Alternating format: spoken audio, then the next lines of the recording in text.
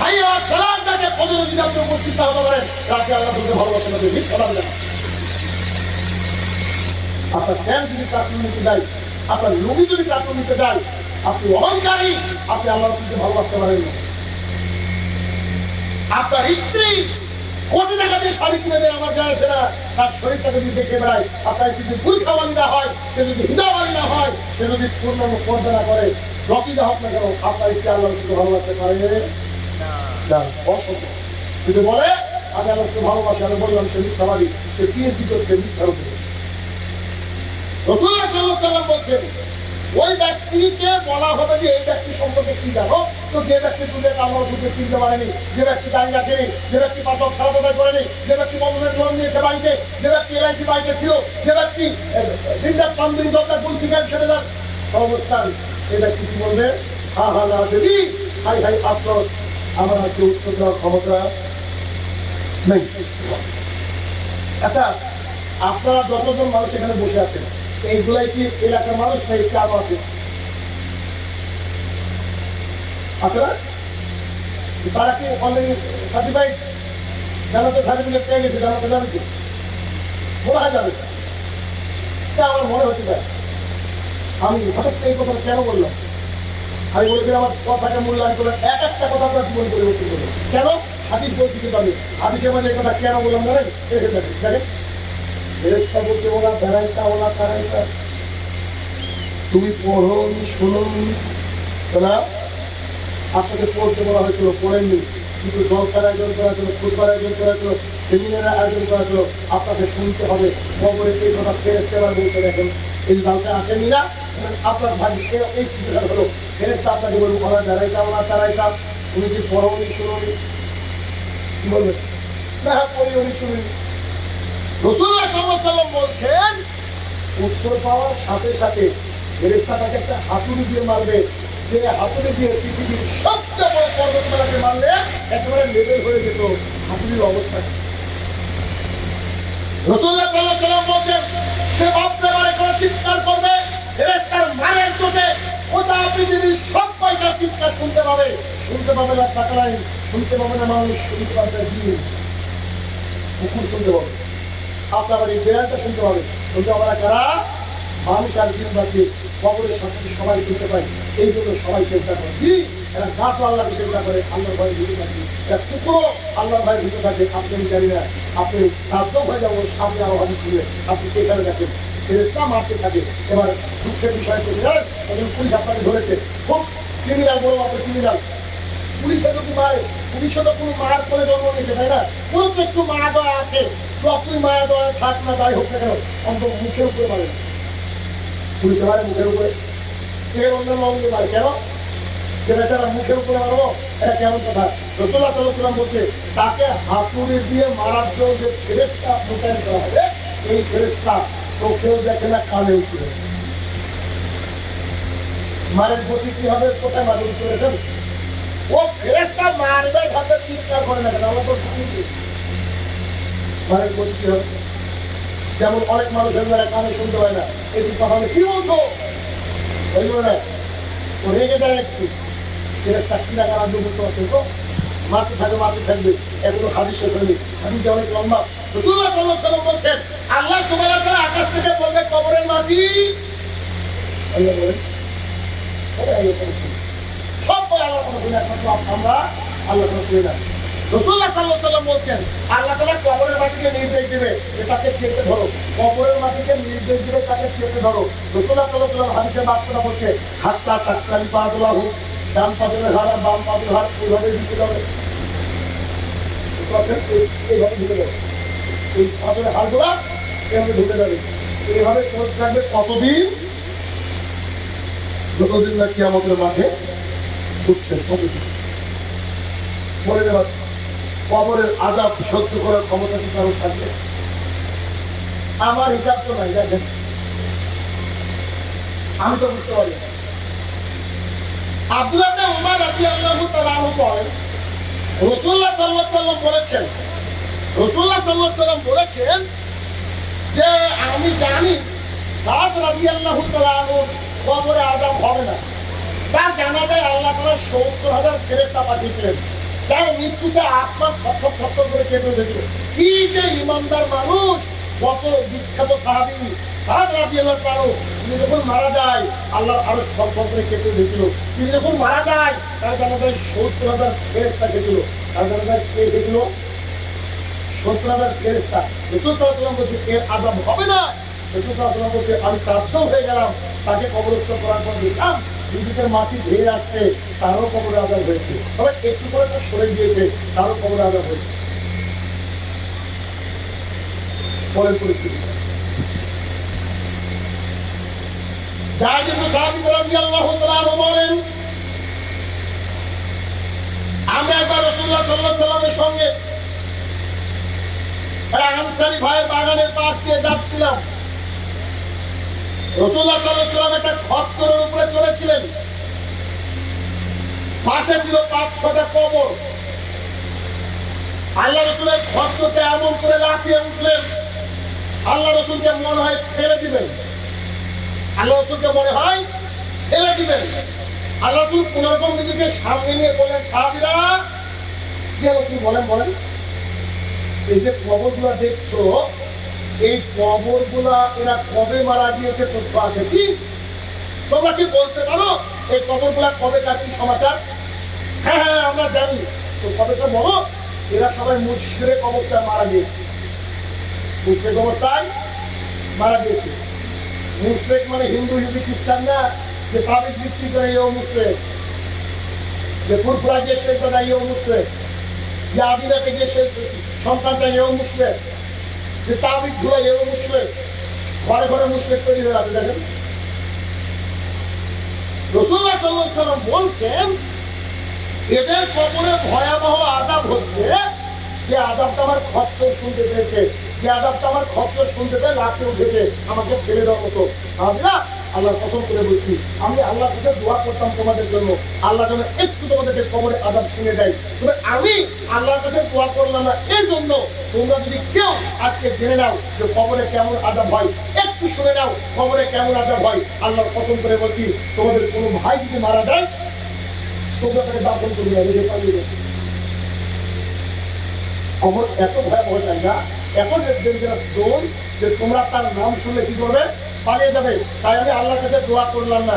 এই কথা বলে যায়েদ ইবনে সাবিত রাদিয়াল্লাহু তাআলা বলেন, আল্লাহ আমাদের কিছু ঘুরলেন, ঘুরে বলছেন, সাহাবীরা তোমরা আল্লাহ তাআলার কাছে কবরের ফিতনা থেকে পানা চাও। আমরা বললাম, আল্লাহ আমাদেরকে কবরের ফিতনা থেকে বাঁচাও। রাসূলুল্লাহ সাল্লাল্লাহু আলাইহি ওয়াসাল্লাম বললেন, তোমরা আল্লাহ তাআলার কাছে জাহান্নাম থেকে পানা চাও। আমরা বললাম, আল্লাহ হে আমাদের প্রতিপালক, আমাদেরকে জাহান্নামের আগুন থেকে বাঁচান। রাসূল সাল্লাল্লাহু আলাইহি ওয়াসাল্লাম বললেন, তোমরা প্রকাশ্য এবং অপ্রকাশ্য ফিতনা থেকে আল্লাহর কাছে পানা চাও। আমরা বললাম, হে আমার প্রতিপালক, আপনি আমাদেরকে প্রকাশ্য অপ্রকাশ্য ফিতনা থেকে পানা দেন। আল্লাহ রাসূল সাল্লাল্লাহু আলাইহি ওয়াসাল্লাম বললেন, তোমরা দাজ্জালের ফিতনা থেকে পানা চাও। আমরা সাহাবায়ে কেরাম সবাই মিলে বললাম, হে আমাদের প্রতিপালক, আপনি আমাদেরকে দাজ্জালের ফিতনা থেকে রক্ষা করেন। হাদিস তো জানি না, বলেন কি কঠিন জায়গা কবর, কত কঠিন জায়গা। অর্থাৎ এই কবরের ব্যাপারে আমাদের কোনো টেনশন নাই, আমরা মনে করি এরকম, কিন্তু সেটা খুব কঠিন জায়গা। দেখেন আপনাকে দেখান, পৃথিবীর মধ্যে আল্লাহ তাআলা জমিনে যারা শ্রেষ্ঠত্বের শিরোপা মাথায় নিয়েছিল তাদের মধ্যে ছিল সাহাবায়ে কেরাম। সাহাবীদের মধ্যে কিছু বিখ্যাত মানুষ ছিল, মানে বিখ্যাত ছিলেন সাহাবীদের মধ্যে টপারের মধ্যে ছিলেন উসমান রাদিয়াল্লাহু আনহু। নাম শুনেছেন? একই মজলিসে বসে 7 বার জান্নাতের সার্টিফিকেট। তিনি এত দাম ছিলেন, এত দাম ছিলেন। আচ্ছা বলেন তো, যে কেউ যদি আল্লাহ রাসূলের তরফ থেকে জান্নাতের সার্টিফিকেট পায়, যে জান্নাতে যাবে, সে ব্যক্তি কি জাহান্নামে যেতে পারে? নিশ্চিত জান্নাতে যাবে, মানে কনফার্ম জান্নাতে। তার চাকর হানি বলছেন, আচ্ছা উসমান, আপনাকে দেখেছি জান্নাতের কথা বলতে, জাহান্নামের কথা বলতে, কিন্তু যখন আপনি কবরের সামনে গিয়ে যান, কবরের সামনে দাঁড়ান, একেবারে বাচ্চা ছেলে যেমন করে কাঁদে, কবর দেখে ওইভাবে কাঁদেন। What is the reason behind that? পেছনে কারণ, এর পেছনে কারণটা কি? আরে কবর দেখলে আপনি কাঁদেন কেন বলেন না একটু? জিজ্ঞাসা করছে উসমান রাদিয়াল্লাহু আনহু, 7 বার জান্নাতের সার্টিফিকেট প্রাপ্ত সাহাবী। তখন তিনি বলছেন, আমি রাসূলুল্লাহ সাল্লাল্লাহু আলাইহি ওয়াসাল্লামকে বলতে শুনেছি, আল কবরি আওয়ালু মানজিল মিন মানাজিল আল আখিরাহ, কবর হচ্ছে আখিরাতের ফার্স্ট স্টেজ। বুঝুন না, একটু করে কি বুঝুন না কবর, তারপরে কি কিয়ামতের মাঠ, পুলসিরাত, কান্তারা, জান্নাত ও জাহান্নাম, অনেক কিছু আছে, একটু দেখাই। তিনি বলছেন আমি রাসূলুল্লাহ সাল্লাল্লাহু আলাইহি ওয়াসাল্লামকে বলতে শুনেছি পরকালের প্রথম ধাপ হচ্ছে কবর, আর এটাও শুনেছি যে ব্যক্তি কবরে আটকে গেল তার কিয়ামতের মাঠ খুব জটিল এবং কঠিন, হয়তো থাকার জায়গা জাহান্নাম, আর যে ব্যক্তি কবরে বেঁচে গেল সে ব্যক্তি হয়তো জান্নাতে যাবে। আমি উসমান ভয় করি আমি কবরে টিকতে পারবো তো? যারা বুঝে তাদের এতটুকু যথেষ্ট। সারা রাত ধরে বক্তৃতা করে কোনো লাভ নেই, একটা হাদিস আপনার জীবন পরিবর্তন করতে হবে, কিন্তু সবার জীবন পরিবর্তন হবে না, এটাও সবাই। আপনি আপনার গতিতে চলবেন, সাইনুর রহমানকে নেমে যাবো, তারপর আপনাদের গতিতে কি দিয়ে বুঝাবো বলেন? মানুষকে দিন রাত করেন এবং সুন্নাত দিয়ে বুঝানোর চেষ্টা করে, যারা বুঝছে আলহামদুলিল্লাহ অনেক মানুষ বুঝছে, বুঝছে না তারা, কিন্তু খারাপ লাগে যে অধিকাংশ মানুষের কিন্তু বিপদের দিকে চলে যাচ্ছে, কোনো দিকে চলে যাচ্ছে। এই হাদিস যদি আপনি একবার বাড়িতে স্মরণ করার চেষ্টা করেন, আপনাকে কাঁদতে হবে। আমরা কতটা মানে মানে কি বলবো, আমরা কোন লেভেলে চলে গেছি দেখেন। আসমা বিনতে আবি বকর রাদিয়াল্লাহু তাআলা বলেন, আমরা একবার আল্লাহ রাসূলের খুতবা শুনতে গেলাম, তিনি কবর নিয়ে আলোচনা করছিলেন, তো সামনের মুসলমানরা এমন বেশি কান্না করতে লাগলো, আমরা মহিলারা কবর বুঝতে পারলাম না তিনি কি বলেছেন। যখন আমরা বাড়ি ফিরে যাচ্ছিলাম তখন একটু আগের মহিলা থেকে জিজ্ঞাসা করছিলাম, আচ্ছা বলেন তো আল্লাহ রাসূল এই হাদিসের পর কি বলেছে, এই হাদিসের পর কি বলেছে।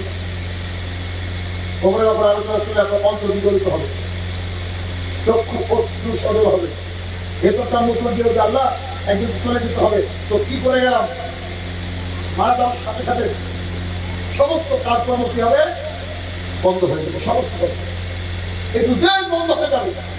অতএব আপনার শিক্ষিত হন, অশিক্ষিত হন, রিক্সা চালান, মার্সিডিজ গাড়ি চালান, যাই চালান না কেন, কোনো কাজ নাই যতক্ষণ না কবরের জন্য আপনি প্রিপারেশন নিচ্ছেন, যতক্ষণ না। দেখেন সৌদি আরবের মুনাফিক মানুষেরও নামাজ পড়ছে, আর আমাদের দেশে যারা নিজেকে মনে করে যে আমি যে খাঁটি মুসল্লি, তারাই নামাজ পড়ে, ঠিক না? তারাই নামাজ পড়ে না। অর্থাৎ খবর নিয়ে আমাদেরকে বেশি বেশি গবেষণা করা উচিত, আমাদের জীবনটাকে ঢেলে সাজানোর জন্য, আমাদের চরিত্রটাকে সুন্দর করার জন্য। কারণ এর চেয়ে ভালো রাস্তা, এর চেয়ে ভালো হয়ে আমার জানা নেই, এত সুন্দর রাস্তা। দেখেন আবু হুরায়রা রাদিয়াল্লাহু তাআলা বলেন, রাসূলুল্লাহ সাল্লাল্লাহু আলাইহি ওয়াসাল্লাম বলেছেন, যখন কোনো বান্দাকে কবরের মধ্যে রেখে দেওয়া হয় তখন তার কাছে দুজন ফেরেশতা চলে আসে। ফেরেশতারা দেখতে কালো, চোখ নীল। ফেরেশতারা দেখতে কালো, চোখ নীল। এই জন্য সূরা কলমের মধ্যে বলা হয়েছে যে গোটা পৃথিবীর সমস্ত গাছগুলা যদি কলম হয়, সমুদ্রের পানিগুলো যদি কালি হয়, আপনি ইনভেস্টিগেশন করতে পারবেন না, ব্যাখ্যা করতে পারবেন না, কলম শেষ হয়ে যাবে, কালি শেষ হয়ে যাবে। আল্লাহ সুবহানাহু ওয়া তাআলা কম্বিনেশনটা দেখেন, নাকির আর মুনকার নামের দুই ফেরেশতাকে পাঠাচ্ছেন, তারা দেখতে কালো আর হচ্ছে তাদের চোখ নীল। কালো আর নীল দেখে একটা ভয়ঙ্কর কিছু ইন্ডিকেট করে, খেয়াল করে, কালো আর নীল একটা ভয়ঙ্কর একটা ইন্ডিকেট করে। রাসূলুল্লাহ সাল্লাল্লাহু আলাইহি ওয়াসাল্লাম বলছেন, একটা মানুষ পৃথিবী থেকে আসলো, কবর 3.5 বছর কথা একেবারে অন্ধকার, এমন অবস্থায় সে কিছুই বুঝতে পারেনি, শুধু শুনতে পাচ্ছে, তাকে রেখে তার আত্মীয় পরিজন সবাই চলে যাচ্ছে। ইন দ্যাট সিচুয়েশন দুজন ফেরেশতা লিখেছে, একজনের নাম নাকির, অপরজনের নাম মুনকার, এসে তাদেরকে বসায়, অথবা তাকে বলছে মা হাজার রসুল্লাহ সাথে, আর শুধু বলো তো এই ব্যক্তিকে, ও যদি বলে হুয়া মুহাম্মদ রাসূলুল্লাহ সাল্লাল্লাহু আলাইহি ওয়াসাল্লাম, তাহলে তার কবরকে 70 হাত প্রশস্ত করে দেওয়া হয়। 3 হাত আর 3 হাত থাকে না, এদিকে 70 হাত আর এই সাইডে 70 হাত প্রশস্ত করে দেওয়া হয়। আর তাকে বলা হয় যে আল্লাহ রসুলকে তুমি চেনো, জানো? ও যদি বেঈমান হয়, বেদিন হয়, ও বলবে হা হা রাত্রি হাই হাই আফসোস আমি জানি না, তখন তার কবরকে সংকুচিত করা হয়। কিভাবে সংকুচিত করায়, একটু আগে একটু হাদিসটা শুনলেন, পরিস্থিতি কত ভয়াবহ একবার চিন্তা করেন। বারা ইবনে আযিব রাদিয়াল্লাহু তাআলা আনহু বলেন,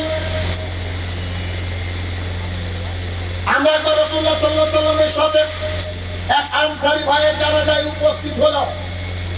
গিয়ে দেখলাম কবর খননের কাজ চলছে। আপনার এলাকায় যখন জানাজা হয়, গ্রুপ গ্রুপ মানুষ দাঁড়িয়ে থেকে দেখবেন অনেক কথা বলে, নানান রকম দুনিয়াবি কথা বলে। শুরুতে যে কথা বলেছিলাম, এই হাদিসটা শুনলে বুঝতে পারবেন। দেখেন, আমরা একবার রাসূলুল্লাহ সাল্লাল্লাহু আলাইহি ওয়াসাল্লামের সঙ্গে জানাজায় গেলাম। এক আনসারী ভাই বলছেন যে বারা ইবনে আযিব রাদিয়াল্লাহু তাআলা আনহু, গিয়ে দেখি কবর খননের কাজ চলছে।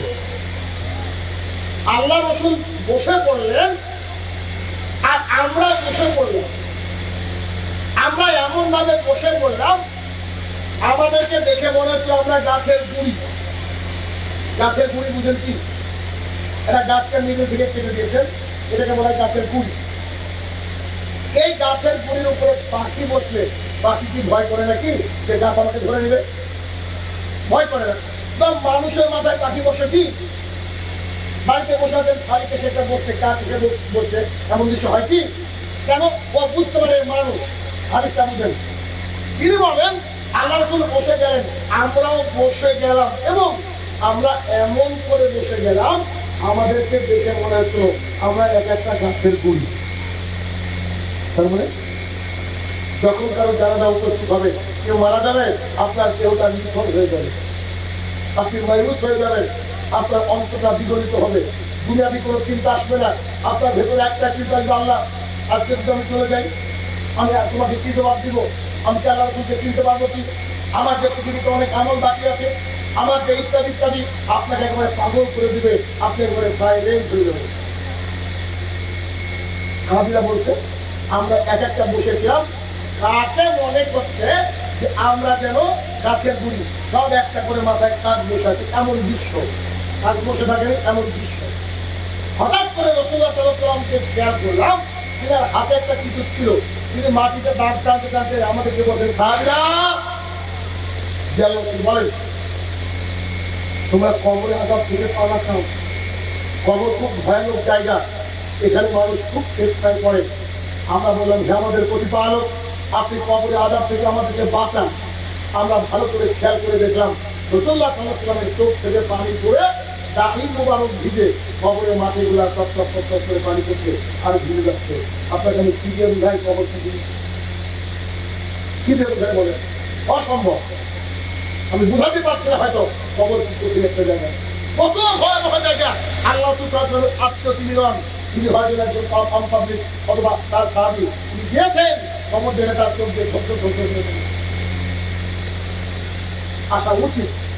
আপনি কোনো কবরের পাশে দাঁড়িয়ে গেলে আপনাকে চোখে পানি আসবে, একটু নিজেকে যাচাই করে যদি দেখেন যে না পানি আসছে না, কারণ মৃত্যু করে সময় ভিতরটা মোচর দিয়ে উঠছে না, তাহলে আমি বলবো যে হাত ক্লিন ইউর হার্ট, আপনি অন্তর্কে পরিষ্কার করেন। ওখানে আল্লাহ তাআলার ভালোবাসা একটু জমা করার চেষ্টা করেন। তাহলে কিন্তু ভাবে খুব খারাপ আছে। কেননা পৃথিবীতে পরীক্ষায় ফেল করলো, শতবার ফেল করলো, 101 বারে মাথায় পাস করা যায়, 201 বারে মাথায় পাস করা যায়, প্রতিবার আনিবার পাস করা যায়, কিন্তু খাতা ক্লোজ হয়ে গেলে একবার সুবহানাল্লাহি ওয়া বিহামদিহি এই শব্দটা বললেও, বলার চেষ্টা করলে কিয়ামত পর্যন্ত বলা যাবে না।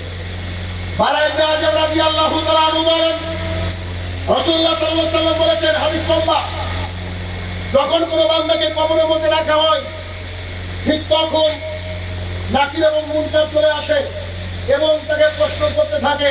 এবার দেখেন সিরিয়ালি প্রশ্ন, এখানে এই যে আপনার যে ব্যক্তিকে রাখা হলো, আর আকাশে থেকে আল্লাহ তাআলা জবাব দেন অথবা আল্লাহর তরফ থেকে কেউ জবাব দেন। পুরো হাদিসটাই শর্টে আপনাকে বোঝানোর চেষ্টা করবো। যেই একটা বান্দাকে আপনার ইন্টারভিউ কবরে, যখন কোনো বান্দাকে কবরের মধ্যে রাখা হলো, নাকির আর মুনকার চলে আসলো। নাকির আর মুনকার এসে এবার কম্পিউটারের মতো কোশ্চিন করছে। যেমন এসে বলছে মান রাব্বুকা ফায়াকুলু, ওই ব্যক্তি যদি মুমিন হয় সে বলবে রাব্বি আল্লাহ, আমার রব হচ্ছে আল্লাহ তাআলা। ফায়াকুলানি লাহু, ফেরেশতারা আবার প্রশ্ন করে ওমা দীনুকা, তোমার ধর্ম কি? ফায়াকুলু, ওই ব্যক্তি বলে দীনুল ইসলাম, আমার ধর্ম হচ্ছে ইসলাম। ফায়াকুলানি লাহু, ফেরেশতারা আবার প্রশ্ন করে মা হাযা রাজুল আল্লাযী বুইসাফিকুম, অথবা মান নাবিয়ুকা, তোমাদের মধ্যে একজন ব্যক্তিকে পাঠানো হয়েছিল, ওই ব্যক্তি সম্পর্কে কি জানো? ফায়াকুলু, ওই ব্যক্তি বলে ওয়া মুহাম্মদুর রাসূলুল্লাহ সাল্লাল্লাহু আলাইহি সাল্লাম। তিনখানা প্রশ্ন, সঠিক উত্তর। সঠিক উত্তর তো তিনখানা প্রশ্ন যখন সঠিক উত্তর হয়ে গেল, ফেরেশতা তাকে 4 নম্বর প্রশ্ন করবে। 4 নম্বর প্রশ্ন করবে ফেরেশতা কি? ফেরেশতা বলবো ইলমু কাদি হাদা রাজুল, তুমি এত তথ্য কি করে জানলা?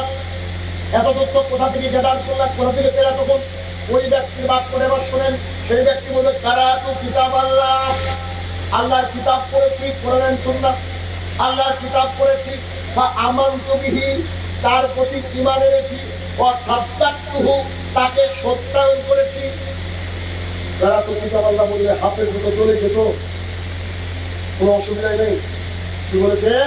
কারাতু কিতাব আল্লাহ, আল্লাহর কিতাব পড়েছি, আমানতু বিহি, তার প্রতি ঈমান এনেছি, ওয়া সাদ্দাকতুহু, তাকে সত্যায়ন করেছি। এবার বলেন তো, কোরআনের মধ্যে পর্দার কথা আছে না নাই? সূরা আযাব 6 নম্বর 33, আয়াত নম্বর 33, আল্লাহ তাআলা বলেছেন ওকার নাকি বলে কি করলা, ওলা তাবারাজনা তাবারুজাল জাহিলিয়াতিল উলা, ওই মহিলারা শোনো, তোমরা বাড়ির মধ্যে থাকো, খবরদার জাহালাতের জীবের মতো নিজেকে দেখে বেরিও না। যার বউ বিটি বেপর্দা, যে মহিলা বেপর্দা, সে কবরে কারাতু কিতাব আল্লাহ এই কথা বললেও এই প্রশ্ন উত্তর দিতে পারবে না, আমার তুমি তার প্রতি ঈমান এনেছি, এটা বলতে পারবে না। আল্লাহ সুবহানাহু ওয়া তাআলা বলেন ইয়া আইয়ুহাল্লাযীনা আমানু ইন্নামাল খামরু ওয়াল মাইসিরু ওয়াল আনসাবু ওয়াল আজলামু রিজসুম মিন আমালি শাইতান ফাত্তাবিহু লাআল্লাকুম তুফলিহুন। সূরা মাইদা 16 নম্বর 5 আয়াত নম্বর 91 আল্লাহ তাআলা বলেন নিশ্চয়ই পান বিড়ি জর্দা গুল সিগারেট আর গমের স্বর, মূর্তি পূজা, এই হচ্ছে রিজসুম, এই হচ্ছে পায়খানা, এই হচ্ছে হারাম। পান বিড়ি জর্দা গুল খেয়ে জান্নাত পাওয়া যাবে না। কেন সাহেব হুজুর খাইছেন, হুজুর দিয়ে জাহান্নাম উৎপাদন হবে, হাদিস বুখারী। হুজুরের রাস্তা ধরিয়েন না, ওই হুজুর কত নষ্ট। যে হুজুর বলছে মাকরু, তার উপরে এখনো হাতুড়ি চলছে, কেউ কথা দিতে পারবে না। কি ওই কোরআনুল কারীমের মধ্যে এই কথা রয়েছে যে আপনি পানবিড়ি জর্দা থেকে দূরে থাকবেন।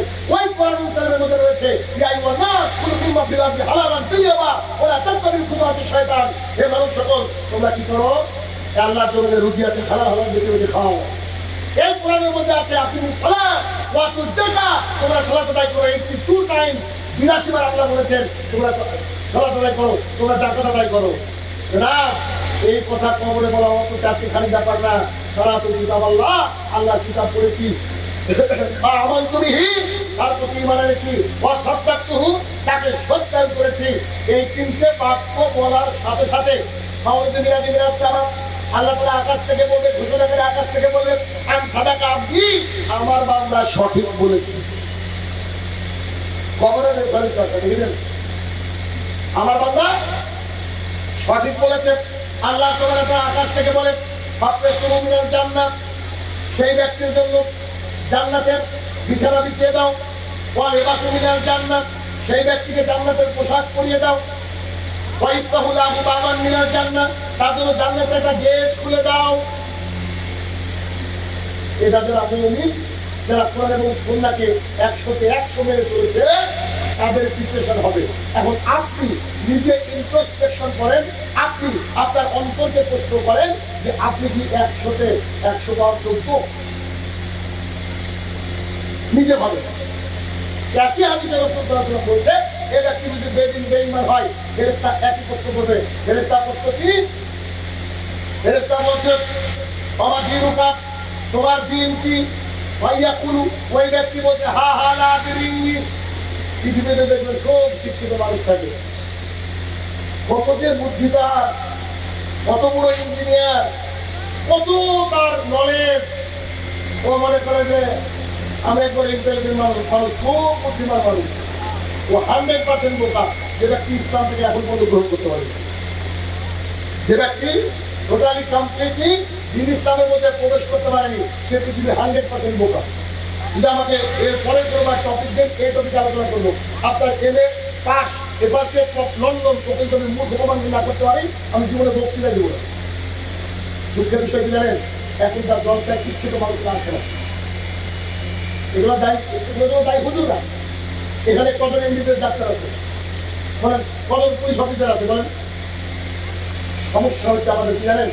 এইখানে যারা তাদের তোমরা বসতে কি এমন এমন গল্প কাহিনী, কিচ্ছা কাহিনী বলে, ওরা বিজ্ঞান সাপোর্ট করে না ইসলাম সাপোর্ট করে, মানে যারা লিখেছে তারাও ডেট ওভার কাজে ফেলে দিয়েছে। আর সুর সাইড দিয়ে এই যে বক্তৃতা চলে, ঘোড়ার দিয়ে মানুষ বুঝতে পারে না, এর জন্য জাতি পরিবর্তন হয় না।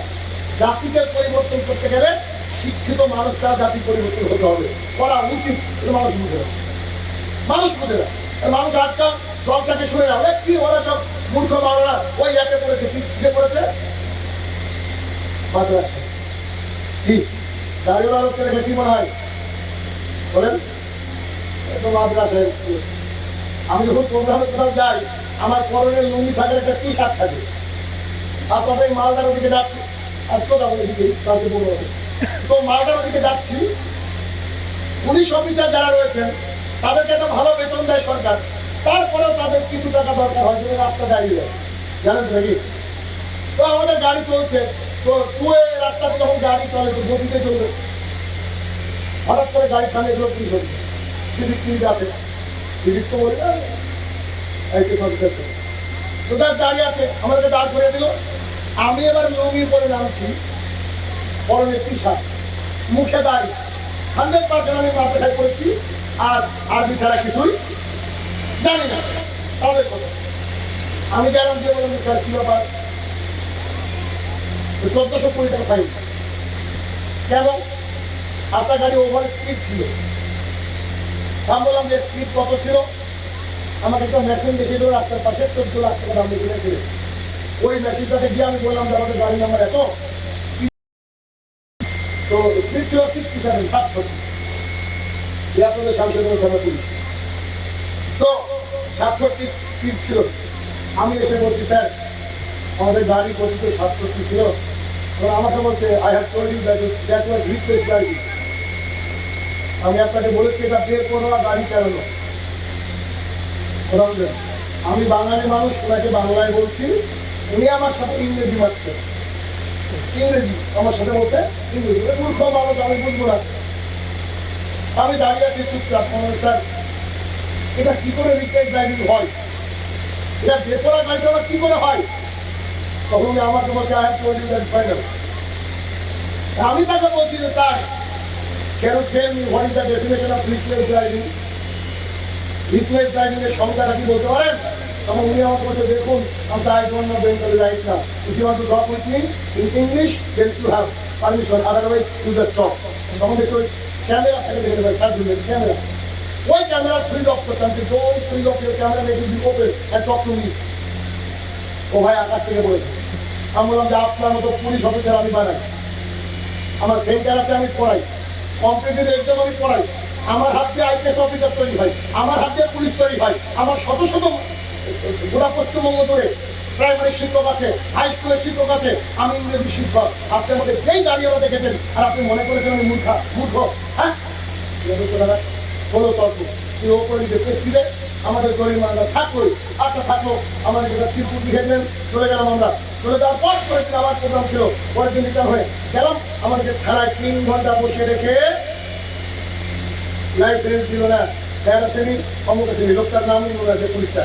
আমি যখন রিটার্ন আসছি তখন একজন ব্যক্তি, নামটা বলছি না, এটার নাম এমন একটা নাম, ওই আল্লাহ দুলের মধ্যে একটা পিছিয়ে আছে, মা বাপকে কেন রেখেছিল, সে লোক আমাকে দেখতে, স্যার না, জি স্যার এদিকে কি ব্যাপার? আমরা যে সংশোধন অফিসার আমাদের নিয়ে নিয়েছে। ও আচ্ছা ঠিক আছে, চলেন গাড়ি ঘোরান। তিনি বাইকটা নিলেন, তিনি চলে গেলেন থানার মধ্যে। উইদিন 2 মিনিটের মধ্যে আমাকে লাইসেন্সটা দিয়ে দেবেন। ওনার দাদা ওই এলাকার ওয়ার্ড কাউন্সিলর, ওই এলাকার। আর ওই ব্যক্তি ওনার দিন আমরা একটা প্রোগ্রাম দেখেছিলেন টিভিতে, ওই টিভিতে যে লিস্টে নাম্বার দেয় না কমিটির, ওই নাম্বারে ফোন করে 3 বছর পর আমরা একটা ডেট পেয়েছিলাম। আর আমি তার এলাকায় হ্যারাসমেন্ট হয়েছি, বুঝতে পারছেন না?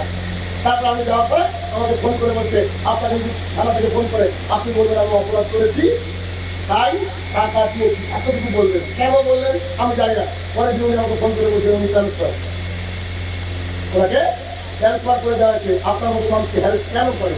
আমি বললাম এইটা অন্যায় করেছেন, ইসলাম এরকম ক্ষমতাকে সাপোর্ট করে না। আপনাকে ভালোবাসলেন, আপনি আমাকে ভালোবাসলেন, আলহামদুলিল্লাহ। আপনি আমাকে লাইসেন্সটা নিয়ে দিতেন, নিয়ে দিলেন, আলহামদুলিল্লাহ। কিন্তু এইটা অপব্যবহার করেছেন, আদারওয়াইজ আর এইটা করবেন না আগামী দিনে। এই সারা প্রতিজ্ঞা করেন, ঠিক আছে ভাই, আমার সরি ভুলে। বুঝতে পেরেছেন? তো শিক্ষিত মানুষরা আসলে কি হয় না, আমাদের এই মাহফিলে আসে না। আমি তার বাস্তব প্রমাণ, বিশ্বাস করেন।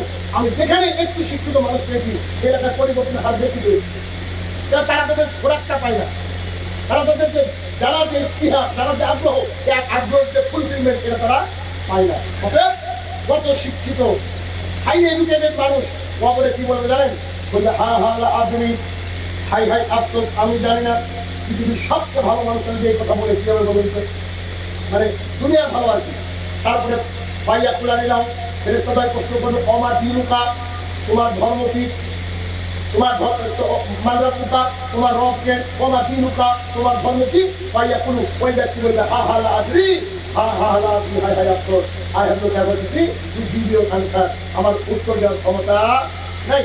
পাও ভাইয়া কুলা নিলাম, ফেরেশতা আবার প্রশ্ন করবে মান নবিয়ুকা, তোমার নবীকে? ভাইয়া কুলু, ওই ব্যক্তি বলবে হা হা লা আদরি, হাই হাই আফসোস, আমি উত্তর দিতে পারি না। এবার আল্লাহ সুবহানাহু ওয়া তাআলা আকাশ থেকে বলেছিলেন আমার বান্দা সত্য বলেছে। এবার আল্লাহ সুবহানাহু ওয়া তাআলা কি বলে দেখেন, ভাই আল্লাহ সুবহানাহু ওয়া তাআলা বলেন মিনা মিনাস সামাত, আল্লাহ সুবহানাহু ওয়া তাআলা আকাশ থেকে বলছে আন কাযাবা, ও মিথ্যা কথা বলছে। আল্লাহ নিজের বান্দা বলতে অস্বীকার করছে। আল্লাহ কি বলছে? আন কাযাবা, ও মিথ্যা কথা বলছে, ও মিথ্যুক। তো জানেন আমার পৃথিবীতে বক্তৃতা শুনেনি, পৃথিবীতে কোরআন শোনা করেনি, আপনি আমি বাঁচবো কি করে? ইউটিউব তো আমাদের কাছে আছে, আমরা বহুত বড় বড় আলেমদের বক্তৃতা শুনতে পাচ্ছি। আপনার আমার বাঁচার রাস্তা কি? দিনদার কানের মধ্যে হেডফোন ঢুকে আমরা দিনদার গান শুনছি, আপনার আমার বাঁচার রাস্তা কি বলেন? আমরা কি বলতে পারবো? না না না না, আমরা আমাদের সময় ওরকম কোনো পরিস্থিতি ছিল না যে আমরা একটু জিনিসটা জানবো। এই রাস্তা তো আপনার আমার নাই, মিডিয়া সহজ করে দিয়েছে। তাহলে কি করবেন? কোনো রাস্তা আছে কি? নাই। এবার আল্লাহ তাআলা কি বলছে? আন কাযাবা, ওই ব্যক্তি মিথ্যা কথা বলছে।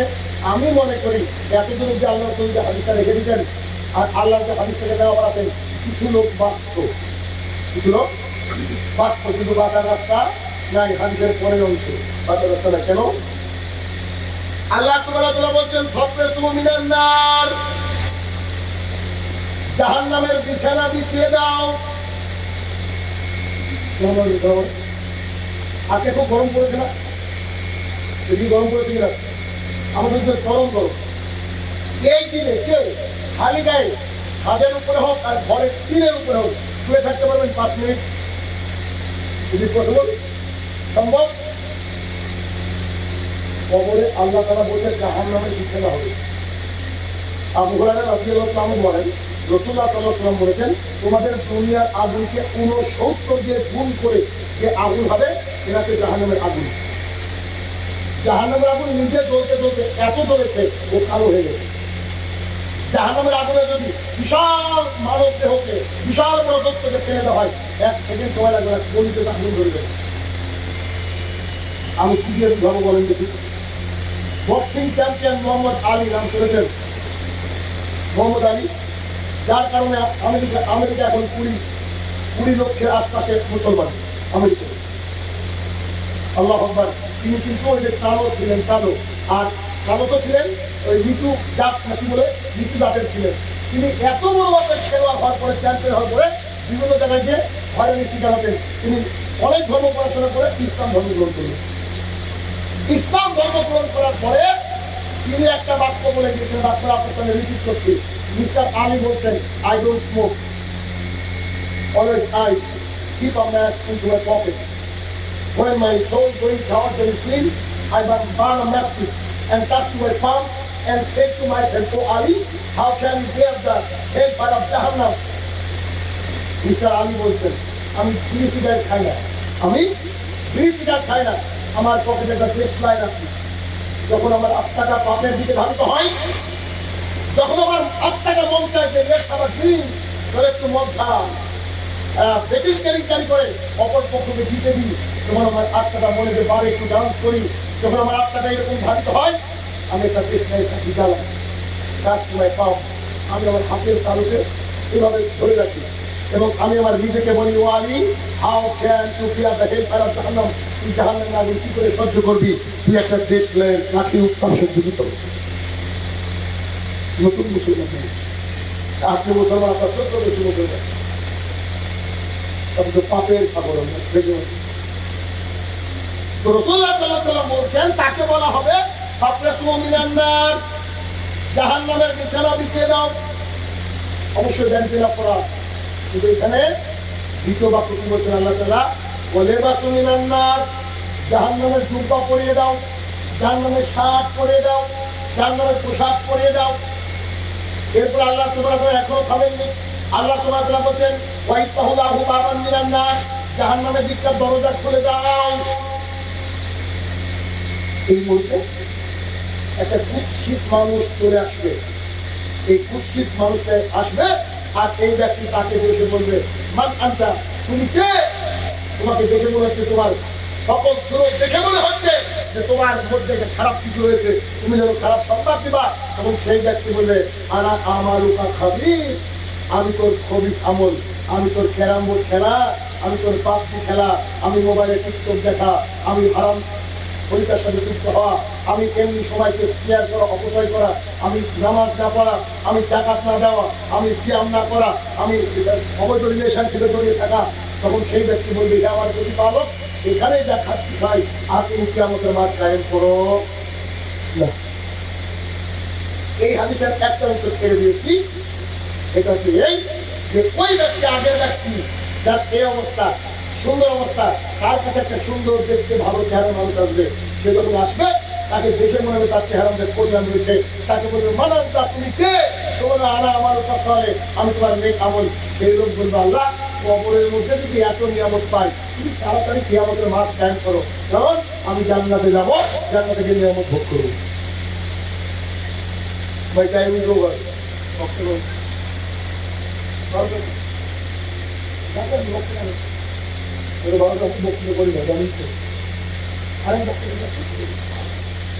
তাহলে বোঝা গেল কি কবর কি বলে, কবর কি বোঝা গেল? বুঝতে পেরেছেন কবর কি? এখন বলি আপনাদের কবর মানে আপনার আমার বাড়ির পেছনে 3.5 হাত গর্তের নাম কিন্তু কবর না। রহমান সাহেব, হিন্দু কি কবর হয়? জি হয়। এই জিনিসটা ভুল ধারণা আছে। আল্লাহ তাআলা বলেন, আমি ফেরাউনকে তার লোকজনকে প্রতিদিন কি করি? সকালবেলা সন্ধ্যাবেলা কি করি? কবরের মধ্যে জাহান্নামের আগুনকে পেশ করি। তারপরে কবর মানে একজন ব্যক্তি এখন মারা গেল, এখন থেকে শুরু করে কিয়ামতের মাঠ পর্যন্ত যে সময়টা, এর নাম হচ্ছে কবর। বুঝতে পারলাম কি? অতএব দিন রাত চেষ্টা করবেন অন্ততপক্ষে 5 ওয়াক্তের সালাতটুকু আদায় করা, হারাম থেকে বেঁচে থাকা, হালাল গ্রহণ করা, দ্বীন ইসলামকে নিজের মুখের মধ্যে লালন করা। অতএব আমার প্রতিপালক, এতক্ষণ যে আলোচনা শুনলাম মাহমুদ, এই আলোচনা থেকে যেন আমরা সবাই উপকৃত হতে পারি, আল্লাহ তুমি সেই তৌফিক আদা করো, আল্লাহ হুকুম। আমার প্রতিপালক, যারা কবরের সাহিত্য জানি না কি হাল রয়েছে মাহমুদ, তারা যদি ক্ষমার যোগ্য হয়, তাকে তুমি ক্ষমা দান করো, আল্লাহ আমিন। আমার প্রতিপালক, প্রতিদিন মৃত্যুকে স্মরণ করে অন্তত আমরা যেন পৃথিবীর সেরা প্রতিমা হতে পারি, আল্লাহ তুমি সেই তৌফিক আদা করো, আল্লাহ আমিন। আমার প্রতিপালক, কবরে যাওয়ার পূর্ব পর্যন্ত আমরা যেন একেবারে পাক্কা ঈমানদার হয়ে কবরে যেতে পারি, আল্লাহ তুমি সেই তৌফিক আদা করো, আল্লাহ আমিন। আমার প্রতিপালক, আমরা যেন মারা যাওয়ার সময় লা ইলাহা ইল্লাল্লাহ ওয়া আন্না মুহাম্মাদুর রাসূলুল্লাহ এই বাক্য বলতে বলতে যেন মৃত্যুবরণ করতে পারি, আল্লাহ তুমি সেই তৌফিক আদা করো, আল্লাহ আমিন। আমার প্রতিপালক, আজকে দুবাইয়ের মানুষের পরিস্থিতি খুবই ভয়াবহ। যারা ইমানদার, এই ইমান সবার উপরে, জানি না এটা গজব কিনা, যদি গজব হয় মাহমুদ, তাকে পরিত্রাণ দেওয়ার তৌফিক আদা করো, আল্লাহ আমিন। আমার প্রতিপালক, ফিলিস্তিনের বুকে হাজার হাজার নরনারীকে তুমি তুলে নিয়েছো, আল্লাহ তাদেরকে তুমি জান্নাতুল ফেরদৌস নসিব করো, আল্লাহ আমিন।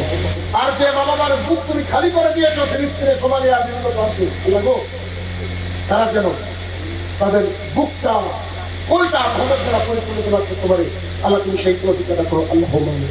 আমার প্রতিপালক, জানি না ভারতবর্ষের আগামী দিনের পরিস্থিতি হয়তো খুব ভয়াবহ, যদি আমাদের তরফ থেকে, তোমার তরফ থেকে গজব হয়, আমাদেরকে গজব থেকে রক্ষা করো, আর যদি পরীক্ষা হয় এদেরকে উত্তীর্ণ হওয়ার তৌফিক আদা করো, আল্লাহুম্মা আমিন।